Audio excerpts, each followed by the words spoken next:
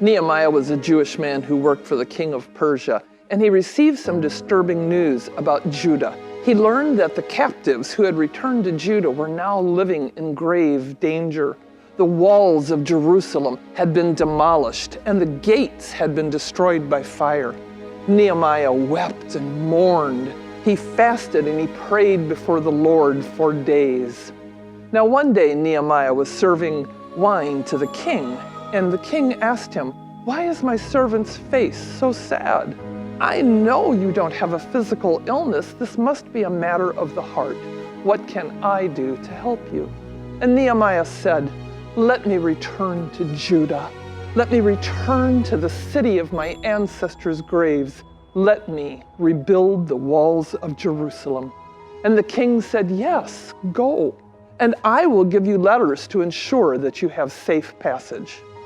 Now, when Nehemiah arrived in Jerusalem, he didn't immediately tell the people why he was there, but he walked about the city for 3 days and observed the situation. And then he called together the leaders of Jerusalem and he said, "We can no longer live with this disgrace. The walls of the city must be rebuilt, and the king has given me permission to do this."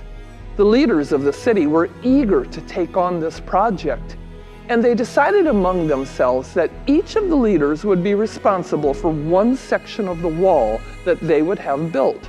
And so they gathered their families and their neighbors and they organized them to begin the building. Now the people who were not Jewish were upset by this, and they began to tease them and taunt them. They would say, "Oh, those weak Jews, what do they think they're doing? Will they dig through the ashes and the rubble to find bricks and stones to build?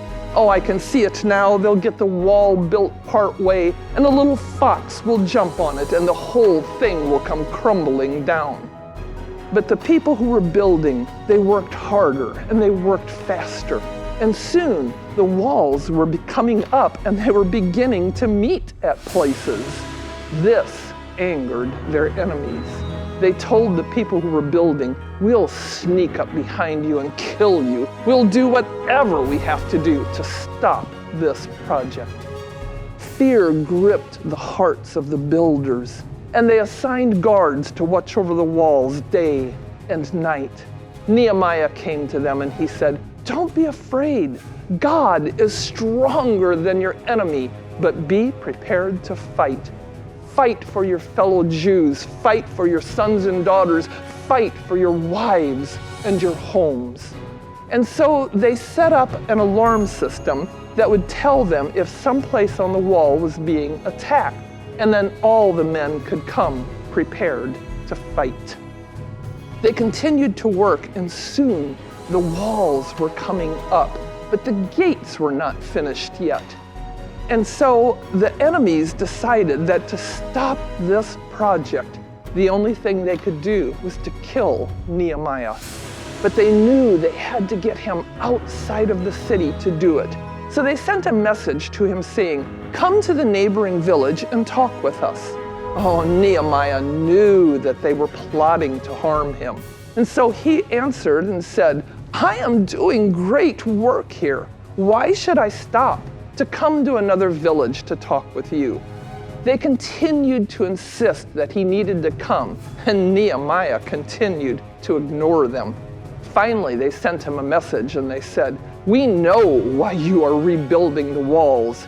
Everyone knows that you are plotting to overthrow the king, and you will step into that position." Nehemiah again ignored them, even though they threatened and said, "If you don't stop, we will go to the king of Persia and tell him what you're doing." They continued working, and soon the walls were finished and the gates were in. The entire project took 52 days, and now the city of Jerusalem was once again protected. The people celebrated with song and dance and cheer. Ezra came, and he stood where they could see him and where they could hear him, and he read the law of Moses. And all of the people committed to obeying the law of Moses.